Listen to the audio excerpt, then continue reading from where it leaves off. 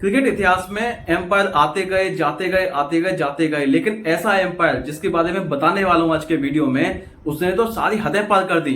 बेईमानी इतनी सारी की कि इंडियन टीम को सर झुका के चलना पड़ा। जी हाँ, मैं बात क्यों कह रहा हूं, क्योंकि यहाँ पर ये जो एम्पायर ने जो कारनामे किए ना, इसकी गिनती आप शायद भूल जाएंगे, क्योंकि इतने बड़े कारनामे किए हैं, इतने ज्यादा गलत डिसीजन लिए हैं कि शायद किसी को उम्मीद नहीं थी।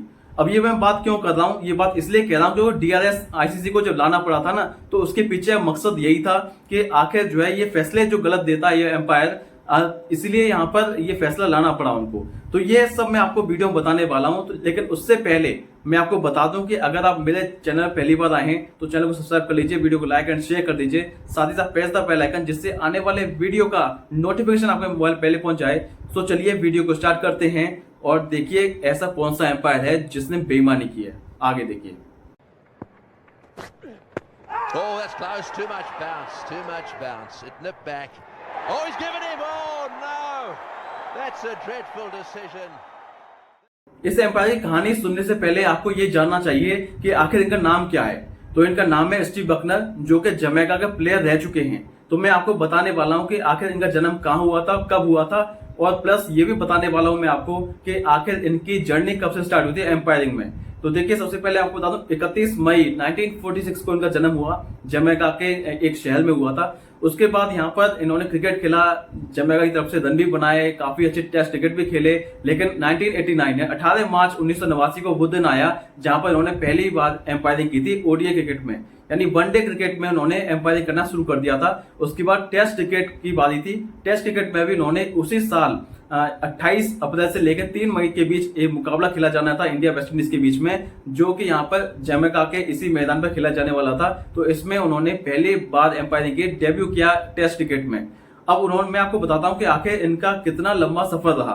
तो सफर देखिए, 128 टेस्ट मैचेस में इन्होंने एम्पायरिंग की है, जो 1989 से लेके 2009 तक 20 साल का पूरी जर्नी रही है इनकी एम्पायरिंग की। उसके अलावा यहाँ पे ओडीआई क्रिकेट की बात करें तो उनकी जर्नी भी 1989 से लेके 2009 के बीच यानी 20 साल की रही है। यानी ओडीआई क्रिकेट में 181 मैचेस में यहाँ पर एम्पायरिंग की है, वहीं टेस्ट क्रिकेट में 128 मैचेस में एम्पायरिंग की है। ये तो इतिहास था स्टीव बकनर का। अब हम बात कर लेते हैं आखिर इनको क्यों माना गया है कि क्रिकेट इतिहास का सबसे बुरा एम्पायर या चीटर एम्पायर क्यों माना गया है। तो ये सब मैं अभी वीडियो में बताऊंगा। तो देखिए, सबसे पहले मैं आपको बता दूं, जब भी इंडिया ऑस्ट्रेलिया की सीरीज होती थी उसमें यहाँ पर बेईमानी करते ही थे। जैसे ही कोई बॉलर जो है, ऑस्ट्रेलियन बॉलर जो है, किसी भी तरीके से अपील करता हो, चाहे कैसे भी कर रहा हो, और ये एम्पायर को साफ पता चल रहा हो कि नॉट आउट है, लेकिन फिर भी वो आउट देते थे और बिल्कुल हिचक नहीं थी उनको। ऐसा नहीं था वो सोचने में मजबूर होते थे कि शायद ये लेग स्टंप मिस कर रही होगी या फिर आउट नहीं होंगे ये बैट्समैन। ऐसा कुछ भी नहीं है, क्लियर आउट देते थे, चाहे वो नॉट आउट हो, फिर भी चाहे वो स्टंप से ऊपर जा रही हो या लेग स्टंप मिस कर रही हो, उसको कोई फर्क नहीं पड़ता। ये सब डीआरएस लाने का जो सबसे बड़ा निर्णय लिया था आईसीसी ने, वो इसलिए लिया था क्योंकि स्टीव बकनर एक तरफा एम्पायरिंग करते थे। जब भी इंडिया जो है बैटिंग करती थी तब ऐसा लगता था कि शायद कोई अपील नहीं होनी चाहिए। अगर कैसे भी अपील कर दी बॉलर ने तो इसका मतलब यह है कि टीम इंडिया के बैट्समैन जो है आउट हो जाएंगे जल्दी। और ये सबसे ज्यादा जो माना गया है इसमें मैं मानूंगा सचिन तेंदुलकर के खिलाफ जो अपील उन्होंने की है और जो उन्होंने गलत एम्पायरिंग की है। सचिन तेंदुलकर जो है 20 मैचेस में उन्होंने यहाँ पर एम्पायरिंग की है जिसमें सचिन तेंदुलकर को आउट दिया है। आप इस अंदाजा लगा सकते हैं 20 टेस्ट मैच में सचिन तेंदुलकर के जो रिकॉर्ड से कहते हैं वो ये कहते हैं कि जब भी सचिन बैटिंग करने आते थे वो हमेशा तैयार रहते थे कि सचिन को कैसे आउट देना है। तो ये साफ तौर पर उनकी रणनीति रहती थी कि आखिर इस बल्लेबाज को जो है वो यहाँ पर खेलने नहीं देना है, अपील जैसी करेगा बॉलर तो मैं तुरंत आउट दूंगा। ये एक सोच हुआ करती थी इस एम्पायर की, इसलिए इसको क्रिकेट इतिहास का सबसे चीटर एम्पायर माना गया है। और मुझे लगता है कि शायद ये सही भी है, क्योंकि जैसे ही ऑस्ट्रेलियन प्लेयर्स होते थे, इंडियन प्लेयर्स होते थे, उसमें ऑस्ट्रेलियन प्लेयर्स की ये सुनते थे। जैसे ही रिकी पॉन्टिंग अपील करते थे या कोई बात करते थे उनकी बात मानी जाती थी, ये एम्पायर मानते थे बात। ऐसा नहीं है कि शायद अब तो डीआरएस है, अब तो कोई बेईमानी हो नहीं सकती, लेकिन पहले जो है स्टीव बकनर जब थे उस टाइम पे खूब सारी बेईमानी हुई है और इंडिया के खिलाफ तो काफी सारी हुई है, क्योंकि इंडिया के प्लेयर से काफी चिढ़ते थे ये। और ये आप जरूर ये कहेंगे कि जमैका की तरफ से खेले, वेस्ट इंडीज की तरफ से खेले, लेकिन मुझे लगता है कि शायद इन्होंने जो तरफदारी करी है वो ऑस्ट्रेलिया करी है।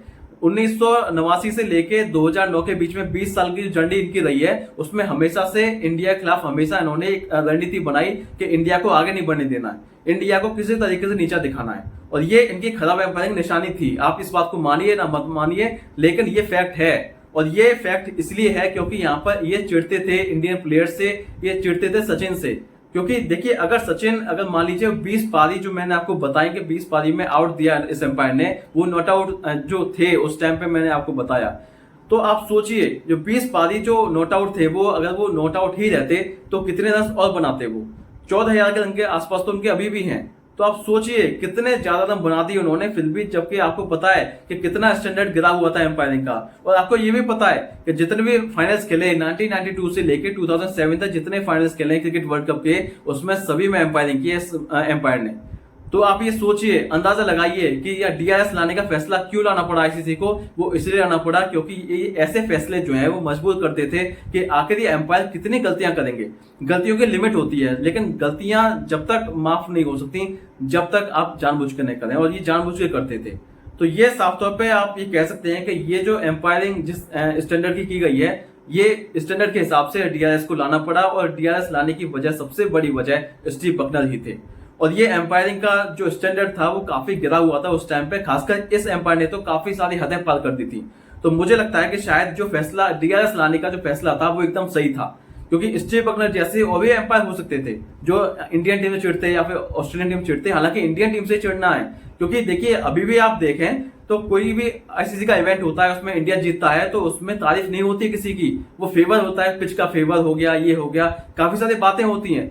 लेकिन ये अपने ऊपर नहीं दिखता कोई, ये केवल इंडियन टीम को नीचा दिखाने के लिए किया जाता है।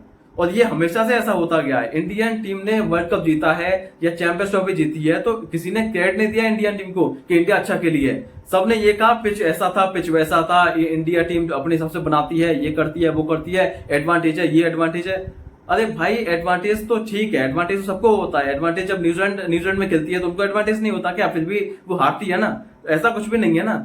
ये तो कोई एक्सक्यूज नहीं हुआ, लेकिन यहाँ पर टीम इंडिया की सक्सेस है वो किसी से बचती नहीं है। इसलिए मैंने आपको इस वीडियो में बताया कि आखिर इतना घटिया एम्पायर कैसे कर सकता है कोई। लेकिन स्टीव बकनर जो है वो जैसे एम्पायर जो है वो लगातार इंडियन टीम को नीचे गिराते हुए दिखाई दिए। और मैंने कई बार देखा है जब भी इंडिया ऑस्ट्रेलिया की सीरीज हुई है उसमें इंडिया को नीचे दिखाने की कोशिश की गई है।